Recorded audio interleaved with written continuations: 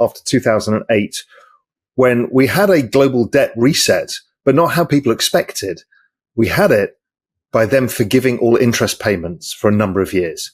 So everybody reset their debts, didn't have to pay interest, and everybody reset their debts at a 3 to 5 year time horizon. That's all the major governments in the world, from China to Japan to the US, the UK to the EU to Canada, everybody. And since then, the world has been on this cycle. Every time you refinance the debts, they add liquidity in. Now, the use of liquidity to, i.e. debasement of currency, to pay for the interest payments on all the debt is the thing that causes assets to go up, because the debasement is actually lowering optically the value of fiat currency. So it's a bit of a mind trick, and people don't see it and don't understand it. But this is why markets go up. And then, over time, I've looked how cyclical this is, and that it repeats, and we can forecast it into the future by using certain forward-looking indicators as part of the Everything Code. And everybody should go to my YouTube channel, see that video. So Raoul, the Journeyman, see the video of the Everything Code. It is 2.5 hours long around the US election and after it. And that's when most markets have their best performance. So there is a seasonality around elections, which you tend to get a strong first half of the year or first part of the year. Then it tends to be a bit more sideways, which we had in tech and we had in crypto, and where the rest of the market started playing a bit of catch up. And then you get the acceleration that goes on for the end of summer straight into macro fall, which is 2025, when really the best gains come of all. So that's where we are. So back then we were just starting. Now what happened? Crypto went on a massive tear, then had that sideways consolidation.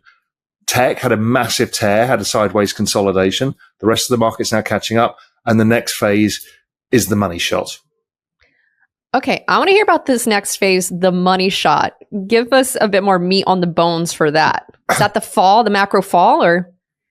It's both the end of summer. As I said, it doesn't actually fit necessarily with the end of the year.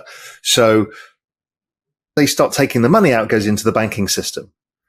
The other side is the Treasury General account, which is the checking account of the government. Now, if they've got a lot of savings and they're not spending it, which is where we are today, then conditions are tight. But once they start writing checks, what happens is that money floods into the system. And that is a kind of a net increase in money into the system. So if you make more of something and it's in abundance, its purchasing power or its value declines. So it's not that necessarily you and I get to borrow money more easily. It's not that. It's that there's more money around and it debases currency. It's like this magical thing that happens. Now, on the private sector side, the stuff like M2 growth and private sector credit growth is kind of a function of that, but they both work together because you can create dollars in a Eurodollar system. You can just create them out of thin air by being a bank. And so what happens is there is this huge increase in money that happens. Debasement, which is why property prices, when I bought my first flat in London, I was in finance earning a decent salary, but I was young. I was like 24 and it cost me 3 times my salary. If I were to look at the same kind of person, 24-year-old, work at an investment bank early in their career, the same apartment will probably cost 10 or 12 times salary. That's debasement. Okay. So it is insidious, and maybe, are we talking about just more like asset price inflation then? Well, that's the way that people see it, right? What they're actually doing is devaluing the purchasing power of money by 8% a year, which is the increasing global liquidity. But most people don't understand it. And so what happens is you have a savings account, you think you're doing all the right things, and suddenly you still can't buy a house. And you still don't buy much, you can't buy as many shares of Tesla, beat this thing and make you money. So your future self gets wealthier. So people have been incentivized to do that. Now you might say, but this is crazy because people are taking such risk. But there's another piece of magic that happened is the Federal Reserve and the government understand that this is the case, and they understand that we have a lot of debt, and we understand that the collateral of the debt is the savings and investments of the population.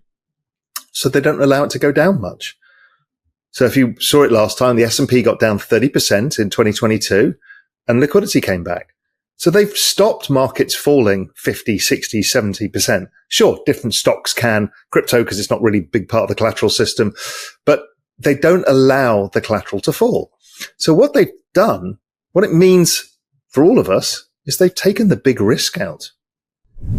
This episode is brought to you by Public.com. Public.com has just announced its new bond account offering a 6.6% yield on your investment until 2020. And all of the stuff, they don't want the equity to go down because that's the collateral. They allowed the bond market to go down because in the end it gets repaid. So it's a mark-to-market loss. But in equities, when you've got this massive retirement system, you just don't want that.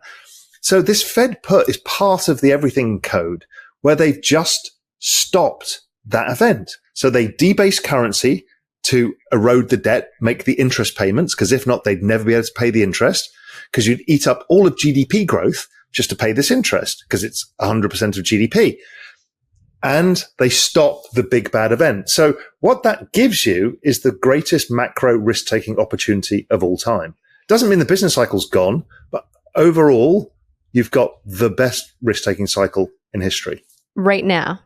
Yes, and it's been going, and I didn't really realize it, but it's actually able to generate sustained inflation, which is why China can't generate it, Japan can't generate it, Europe can't generate it, and the US can't generate it either.